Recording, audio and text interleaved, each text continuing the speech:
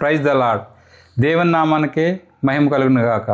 ప్రియమైన దేవుని పిల్లలారా, అపోస్తుడైన పౌలు గారు కొలస్సీలకు రాసిన పత్రిక 3వ అధ్యాయం 6వ వచనంలో ఒక చక్కని మాటని మన కోసం రాయించారు.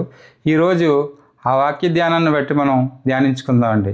కొలస్సీలకు రాసిన పత్రిక 3వ అధ్యాయం 6వ వచనం. వాటి వలన దేవుని ఉగ్రత అవిధేయుల మీదకి వచ్చును. వేటి వలన దేవుని ఉగ్రత అవిధేయుల మీదకి వస్తుందండి? ఆ పై వచనంలోనే రాయించాడు చూడండి. కావున భూమి మీదనున్న మీ అవయవములను అనగా జారత్వమును, అపవిత్రతను, కామాతురతను, దురాశను, విగ్రహారాధన అయిన ధనాపేక్షను చంపివేయుడి. అంటే మన శరీర కోరికల్ని చంపుకోవాలంటండి. మన శరీర కోరికల్ని ఈ లోకంలో ఉన్న వాటి మీద ఆధారపడకుండా దేవుని కోసం బ్రతికి దేవునికి విధేయతగా మనం జీవించాలని దేవుని కోరుకుంటున్నాడు. అవిధేయులుగా మనం ఉండకూడదు. ఇంతకీ అవిధేయత అంటే ఏమిటి? అవిధేయులు అంటే ఎవరు? ఈ విషయాన్ని మనం ముందు తెలుసుకోవాల్సిన అంశం. అవిధేయత అంటే దేవునికి ఇష్టమైన పని చేయకుండా దేవునికి విరోధంగా మనం ప్రవర్తించడం దేవుని పట్ల అవిధేయత. దేవుణ్ణి ఆనుకొని మనం జీవించకుండా, దేవునికి లోబడి జీవించకుండా మనం జీవిస్తే దేవుని పట్ల మనం అవిధేయత చూపినట్లే.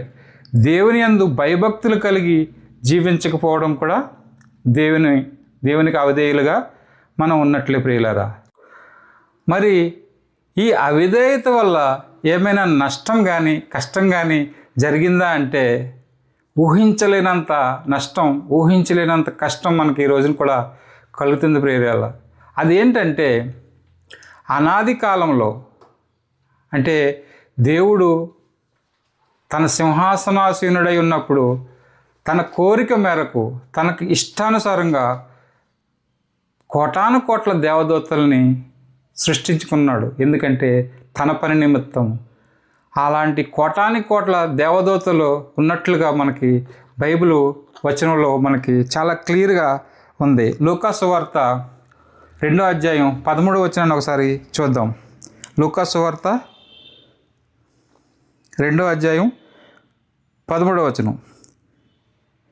వెంటనే పరలోక సైన్య సమూహము ఆ దూతతో కూడా నుండి సర్వోన్నతమైన స్థలములలో దేవునికి మహిమయు ఆయనకిష్టులైన మనుషులకు భూమి మీద సమాధానమును కలుగునుగాక అని దేవుని స్తోత్రము చేయుచుండెను. అంటే పరలోకంలో ఉన్న దేవదూతలు, కోటాను కోట్లుగా ఉన్నటువంటి దేవదూతలు దేవునికి స్తోత్ర గానాలు చేస్తూ దేవుడు పరిశుద్ధుడు పరిశుద్ధుడు పరిశుద్ధుడు అని ప్రతిగానాలు చేయడానికి దేవుడు ఒక దేవదూతల సమూహాన్ని సృష్టించుకున్నట్లుగా మనకి తెలుస్తుంది ప్రియులారా. అలాగే ప్రకటన గ్రంథం 5వ అధ్యాయం 11వ వచనాన్ని మనం చూసినట్లయితే, ప్రకటన గ్రంథం 5వ అధ్యాయం 11వ వచనం ఒకసారి చూడండి. మరియు నేను చూడగా సింహాసనమును, జీవులను, పెద్దలను ఆచరించి ఉన్న అనేక దేవదూతల స్వరము. అంటే అది మన లెక్కకి అందనటువంటిది ప్రియులారా. అనేక దేవదూతల సమూహము అని ఇక్కడ మనకి సంబోధిస్తుంది. అంటే కోటాను కోట్ల దేవదూతలు మనకి పరలోకంలో ఉన్నట్లే కదా ప్రియులారా. మరొక వచనాన్ని మనం చూసినట్లయితే బైబిల్ గ్రంథంలో నుంచి హెబ్రీయులకు రాసిన పత్రిక 12వ అధ్యాయం 22వ వచనాన్ని మనం చూసినట్లయితే, ఇప్పుడైతే సియోను కొండకును జీవము గల దేవుని పట్టణమునకును అనగా పరలోకపు యెరూషలేమునకును వేల కొలది దేవదూతలు యొద్దకును అని ఉంది ప్రియులారా. వేల కొలది దేవదూతలు అంటే అది మానవ అంచనాకి తెలియదు. అది దేవునికే, ప్రతి విషయము ప్రతి లెక్క దేవునికే తెలుసు, మనకు తెలియదు. అంటే మనం ఏమనుకోవాలంటే దేవుని యొద్ద వేలాది కొలది కోటాను కోట్ల దేవదూతలు ఉన్నట్లుగా మనకి బైబిల్లో చాలా స్పష్టంగా ఉంది. మరి అనేక దేవదూతలుగా, కోటాను కోట్ల దేవదూతలుగా ఉన్నటువంటి ఆ దేవదూతలలో ఒక దేవదూతకి దురాలోచన కలిగింది ప్రియులారా. ఏంటి ఆ దురాలోచన అంటే, మహోన్నతునితో సమానంగా ఉండాలని కోరుకుంది. మహోన్నతునితో సమానంగా నేను అవ్వాలని తనకి మనసులో కోరిక కలిగింది ప్రియులారా.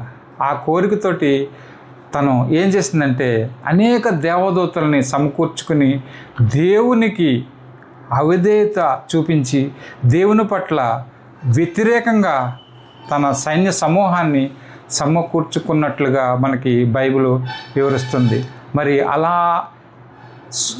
దురుద్దేశంతో దురాలోచనతో ఉన్నటువంటి దేవదూతని మరి దేవుడికి సర్వము తెలిసిన దేవునికి మరి దానిలో ఉన్న ఆ దేవదూతలో ఉన్నటువంటి దురాలోచన తెలియదంటారా? ఖచ్చితంగా తెలుసు. అప్పుడు తెలిసిన తర్వాత దేవుడు ఏం చేశాడు తెలుసా?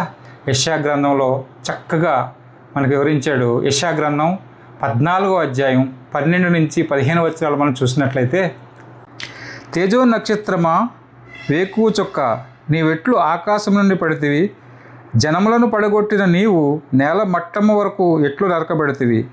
నేను ఆకాశమునకు ఎక్కిపోయేదను, దేవుని నక్షత్రములకు పైగా నా సింహాసనమును హెచ్చింతును, ఉత్తర దిక్కునున్న సభాపర్వతము మీద కూర్చుందును, మేఘమండలము మీద కెక్కుదును, మహోన్నతునితో సమానునిగా చేసుకుందును. మహోన్నతునితో సమానంగా చేసుకుందునని గర్వం కలిగించేసిన ప్రియుల, మహోన్నతునితో సమానునిగా చేసుకుందును అని నీవు మనసులో అనుకుంటివి కదా. అంటే దేవుడికి తన మనసులో ఉన్నది కూడా తెలిసిపోయింది ప్రియులారా. సర్వజ్ఞాని కదా దేవుడు. అంటే తన మనసులో ఏమనుకుంటుందో, ఏం చేయాలనుకుంటుందో దేవుడికి తెలియదు అనుకుంటుంది. కానీ సర్వజ్ఞాని, సృష్టించిన సృష్టికర్తకే మన గురించి తెలియదా ప్రియులారా? ఇక చూసినట్లయితే, నీవు మనసులో అనుకుంటివి కదా, నీవు పాతాళమునకు నరకములో ఒక మూలకు త్రోయబడితే. చూసారా? మరి అవిధేయత చూపించడం వల్ల ఏమైంది? సాతానికి నరకములో ఒక మూలకు పడేశాడు దేవుడు. అంటే దేవుని పట్ల విధేయత మనం చూపించాలన్నమాట. దేవుని పట్ల అవిధేయత చూపిస్తే మనం దేవుని ఉగ్రతకి లోనవుతాం. ఎందుకు ఈ గర్వం? ఆ సాతానికి ఎందుకు ఈ గర్వం కలిగింది? ఎందుకు దేవుని పట్ల అవిధేయత చూపించాడు అని మనం ఒక్కసారి ఆలోచించినట్లయితే, తనకున్నటువంటి అందాన్ని చూసుకుంది ప్రియులారా. తనకున్నటువంటి ఐశ్వర్యాన్ని, తనకున్నటువంటి జ్ఞానాన్ని, తనకున్నటువంటి మహిమాశ్వర్యాన్ని చూసుకుంది. దేవుడు ఎలాంటి వాడంటే, సృష్టికర్త మనల్ని నమ్మాడు. ముందు మనల్ని నమ్మి ఈ భూమి మీద మనల్ని భూమి మీద పెట్టాడంటే, దేవుడు మనల్ని నమ్మి మనల్ని భూమి మీద ఉంచాడు. నమ్మక ద్రోహం చేస్తున్నాం. కానీ మనం ప్రియులరా, అలాంటి నమ్మకమైనటువంటి దేవదూత తనకి మహిమైశ్వర్యాలను ఇచ్చాడు, జ్ఞానాన్ని ఇచ్చాడు, అందాన్ని ఇచ్చాడు. ఆ అందాన్ని చూసుకుని ఏమైంది? మురిసిపోయింది. అందం ఎవరివ్వాలండి? అసలు అందం ఎవరివ్వాలి? దేవుడు ఇచ్చిందనే మనకు అందం. అసలు దేవుడు నీ అందాన్ని చూస్తాడా? నీ ఆత్మను చూస్తాడా? దేవుని వచ్చిన మనకి ఏమని బోధిస్తుంది? శరీరం కేవలం నిష్ప్రయోజనం అంటుంది, ఆత్మ జీవింపజేస్తుంది అంటుంది. ఆత్మయే జీవింపచేస్తుంది, శరీరం కేవలం నిష్ప్రయోజనం. ఎందుకన్నా నిష్ప్రయోజనం అని? దేవుడికి నీ శరీరం కాదండి. దేవుడు నీ శరీరాన్ని చూసి మురిసిపోడు. ఆత్మను శుద్ధిగా ఉంచుకోవాలి తప్ప శరీరాన్ని శుద్ధి చేసుకుంటే ఏమీ ప్రయోజనం లేదు. నువ్వు ఎలాంటి వాడివైనా, నువ్వు ఎలా పుట్టినా, అందంగా పుట్టినా, అందం లేకపోయినా, నీకున్న సంపదలు సర్వస్వాలు ఉన్నప్పటికీ కూడా దేవునికి విధేయత చూపించకపోతే, దేవునికి అవిధేయత కానీ చూపించినట్లయితే సాతానికి పట్టిన గతే పడుతుందని వచనం ద్వారా మనకు తెలియజేస్తుంది. ఎవ్వరూ కూడా, ఏ బంధువులు కూడా నీకు సహాయం చేయరు. దేవుడు ఒక్కడే. గర్వంగా ఈ రోజుల్లో మనం చూసినట్లయితే పదవులను చూసుకుంటారు, హోదాలను చూసుకుంటారు, ఐశ్వర్యాన్ని చూసుకుంటారు, గర్వపడుతుంటారు. కొంతమంది అయితే రాజకీయ నాయకులు నా వెనకాల ఉన్నారంటారు, ఎమ్మెల్యేలు, ఎంపీలు నా వెనకాల ఉన్నారు, వాళ్ళ ముందు నేను ఉన్నాను అంటారు. కానీ మనకెవరున్నారండి? జీవము గల దేవుడు ఉన్నాడు మన ఫస్ట్లా. జీవము గల దేవుడిని నమ్ముకుంటే నిత్య రాజ్యంలో ప్రవేశిస్తావు.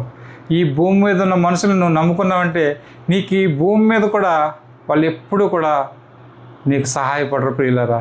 ఈ విషయాన్ని మాత్రం ప్రతి ఒక్కరూ గ్రహించాలని నేను కోరుకుంటున్నాను. అలాగే మరి ప్రియులారా, సాతాను తన శరీరాన్ని బట్టి అతిశయపడింది, గర్వపడింది. ప్రియులారా, ఆ గర్వం దేవునికి అవిధేయత చూపించడం వల్ల దేవుడు ఏం చేశాడంటే, దేవుని ఉగ్రత మరి అవిధేయుల మీదకి వస్తుంది కాబట్టి తనకి అవిధేయత కలిగింది. అవిధేయత కలిగి పాతాళంలో ఒక మూలకి నెట్టివేయబడింది. ప్రియులారా, అలా నెట్టివేయబడినటువంటి సాతానుకు దేవదేవుడు ఒక అవకాశాన్ని అయితే కల్పించాడు. ముల్లోకాలకి వెళ్ళే అధికారాన్ని తనకి ఇచ్చాడు. ఎందుకు ఇచ్చాడంటే, సాతాను ఉపయోగం లేని మనిషి, ఉపయోగం లేని దేవదూత అయినప్పటికీ కూడా దేవుడు ఉపయోగం లేని వాటిని కూడా వాడుకొని ఉపయోగించుకుంటాడు. మనం కూడా మన ఇంట్లో వస్తువులు ఏమైనా పోయినప్పుడు, బకెట్లు, చెంబులు, మంతులు ఏమైనా పోతాయి కదండి. పోయినప్పుడు మనం పడేస్తాం. అలాగా వాటిని ఏం చేస్తామంటే రీసైకిల్కి వేరే వాళ్ళకి అమ్ముతాం కదా. అలాగే దాన్ని ఏదో విధంగా సేల్ చేస్తాం. అదేవిధంగా సాతాన్ని తన కోసం నరకాన్ని సృష్టించి ఆ నరకంలో పడేయచ్చు కదా అని చాలామంది అనుకుంటారు.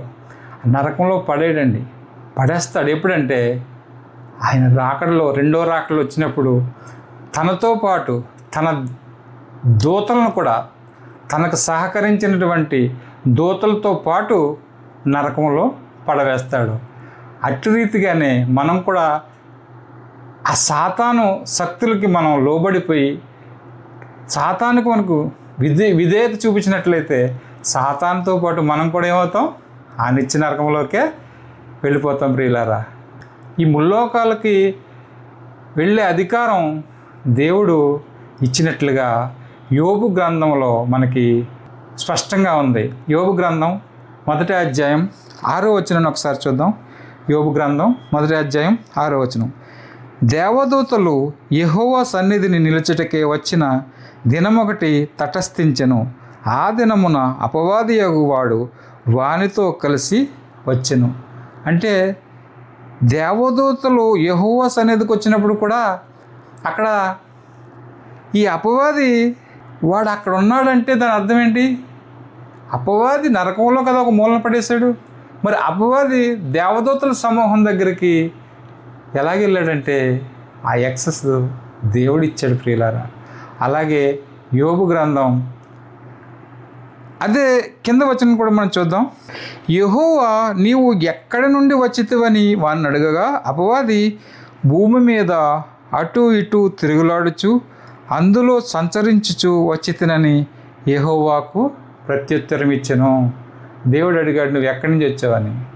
భూమి మీద తిరుగుతున్నాను, ఎవరిని మృంగుదునా అని చూస్తున్నాను, ఇక్కడ సమూహం జరుగుతుంది కదా అని ఇక్కడికి కూడా వచ్చానని ఆ అపవాది దేవునికి ప్రత్యుత్తరం ఇచ్చేటటువంటి. ప్రియులారా, దేవుని పిల్లారా, మరొక వచనాన్ని మనం చూద్దాం. అదే యోబు గ్రంథం 2వ అధ్యాయం 1వ వచనం చూద్దాం. దేవదూతలు యెహోవా సన్నిధిని నిల్చుటకే వచ్చిన మరి ఒక దినము, ఆ దినం కాదండి, మరి ఒక దినము తటస్థింపగా వారితో కూడా అపవాది యెహోవా సన్నిధిని నిల్చుటకే వచ్చెను. చూసారా, అంటే భూమి మీద తిరుగుతుంది, పరలోకంలోకి వెళ్ళి దేవునితోటి ఆ మీటింగ్లో కూడా అటెండ్ అవుతుంది, నరకంలో కూడా ఒక మూలను పడేసి దానికి శిక్ష వచ్చే వరకు వెయిట్ చేస్తుంది. ప్రియులారా, అంటే ఆ నరకంలో పడేయట్లేదు దేవుడు, ఆ నరకంలోనే ఒక మూలని జాగ్రత్తగా కూర్చోబెట్టి ఉంచాడు. ఎప్పటి వరకును? ఆయన రాకడ వరకు, రెండవ రాకడ, సెకండ్ కమింగ్.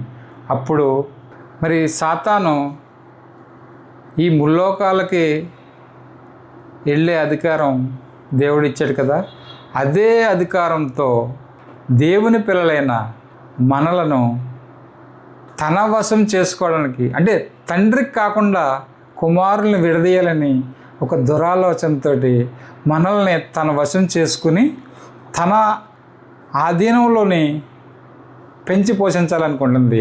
తనతో పాటు నిత్య నరకంలోకి తీసుకెళ్ళాలనే ఉద్దేశం. ఎందుకంటే నీ పిల్లల్ని నీకు కాకుండా చేయాలి అనే ఉద్దేశం తనకుంది. ఎందుకంటే తన సామ్రాజ్యాన్ని కుప్పకూల్చేసి మరి నరకంలో పడేసిన దేవుడికి తన పిల్లల మీద ఎంత ప్రేమ ఉంటుందని, ఆ ప్రేమని దూరం చేయాలని మనల్ని మింగడానికి ఎనీ టైం మనల్ని మింగడానికి చూస్తుంది, భూమి మీద తిరుగుతుంది, ఎవరు దొరుకుతారా అని చూస్తుంది, దొరికిన వాళ్ళందరినీ కూడా తన వశం చేసుకుంటుంది, నిత్య నరకానికి రెడీ చేస్తుంది. పేతురు రాసిన మొదటి పత్రిక 5వ అధ్యాయం 8వ వచనం ఒకసారి చూసినట్లయితే, నిబ్బరమైన బుద్ధి గలవారై మెలకువగా ఉండుడి, మీ విరోధి అయిన అపవాది గర్జించు సింహము వలె ఎవరిని మృంగుదునా అని వెదకొచ్చు తిరుగులాడుచున్నదంటే ప్రియులారా.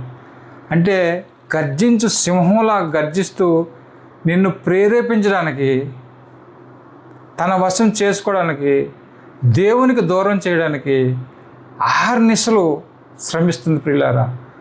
తన వశంలో పడకుండా మనం జాగ్రత్తగా బ్రతకాలని దేవుడు మనకి ఈ వచనాలు రాయించాడు ప్రియులారా. అదే సాతాను మరి ఎవరిని మృంగుదునా అని వెతుకుతూ తిరుగులాడుచు ఎవరు తగిలారంటే ఆదాము అవ్వలు తగిలారు. ఆ ఆదాము అవ్వలకి ఎలా మోటివేషన్ చేసిందంటే, దేవుడు ఏం చెప్పాడు ఆదాము అవ్వలకి, ఈ పండు తిను దినమున నిశ్చయముగా సత్యదవు అని దేవుడు ఆజ్ఞ ఇస్తే, ఆ ఆజ్ఞని మీరి ఆదాము అవ్వలు ఏం చేశారండి? సాతానుకు విధేయత చూపించారు, దేవునికి అవిధేయత చూపించారు. సాతాను ఏమన్నాడంటే, నీవు చావనే చావు అన్నాడు. ఆ మాటకి విలువ ఇచ్చారు, దేవుని మాటకి విలువ ఇవ్వలేదు. అవిధేయతలో పడిపోయారు దేవుని పట్ల. ప్రియ దేవుని పిల్లలారా, మరి ఆదాము అవ్వలు ఎవరి మాటకి విధేయత చూపించారండి? సాతాను మాటకే విధేయత చూపించారు. ఎవరి మాటకి అవిధేయత చూపించారు అంటే దేవుని మాటకి అవిధేయత చూపించారు. దేవునికి అవిధేయులైన వారికి ఏమొస్తుందండి? ఉగ్రత వస్తుంది కదా. దేవుని ఉగ్రత ఆదాము అవ్వల మీదకి వచ్చింది. అదే ఉగ్రత యావత్ భూ ప్రపంచం మీదకి కూడా వచ్చింది ప్రియులారా. ఒక మనుష్యుని ద్వారా ఒక మనుష్యుని అవిధేయత వల్ల లోకంలోనికి పాపం వచ్చింది ప్రియులారా. వచనాన్ని చూద్దాం మనం. రోమీలకు రాసిన పత్రిక 5వ అధ్యాయం 19వ వచనం మనం చూసినట్లయితే, ఏలయనగా ఒక మనుష్యుని అవిధేయత వలన అనేకులు పాపులుగా ఎలాగ చేయబడురో, అలాగే ఒకని విధేయత వలన అనేకులు నీతిమంతులుగా చేయబడుదురు. ఎవరు అవిధేయత చూపించిన మనిషి అంటే ఆదాము. ఎవరు విధేయతగా ఉన్నారంటే దేవదేవుడు తన అద్వితీయ కుమారుణ్ణి ఈ భూమి మీదకు పంపించి తన తండ్రి పట్ల విధేయత చూపించి దేవునికి ఇష్టానుసారంగా జీవించి ఈ భూమి మీద 33.5 సంవత్సరాలు జీవించి పాప జీవితంలో పుట్టి, పాప ప్రపంచంలో పుట్టి, మరి పాపాన్ని అంటించుకోకుండా, మానవ శరీరంలో ఉండి కూడా పాపాన్ని అంటించుకోకుండా ఆయన జీవించి చూపించాడు ప్రియులారా. మనం ఎందుకు అలా జీవించలేకపోతున్నామంటే మనం దేవుని పట్ల అవిధేయత కలిగి ఉన్నాం కాబట్టి. దేవుని పట్ల విధేయత కలిగి ఉన్నట్లయితే మనం కూడా ఏ పాపము చేయకుండా మనం కూడా దేవదేవుడు లాగా మనం ఉండగలం. కానీ మనం ఎందుకు ఉండట్లేదంటే దేవునికి విధేయత చూపించలేదు, దేవుని భయభక్తులు కలిగి ఉండట్లేదు. అట్టి రీతిగా మనం ఉండాలి, మన జీవితాలను మార్చుకోవాలి. దేవునికి విధేయులుగా జీవించడానికి మనమందరం ప్రయత్నం చేద్దాం. ఈ కొద్ది మాటలు దేవుని వెనుకల్లో దీవించబడును గాక. Amen. Thank you very much. God bless you all.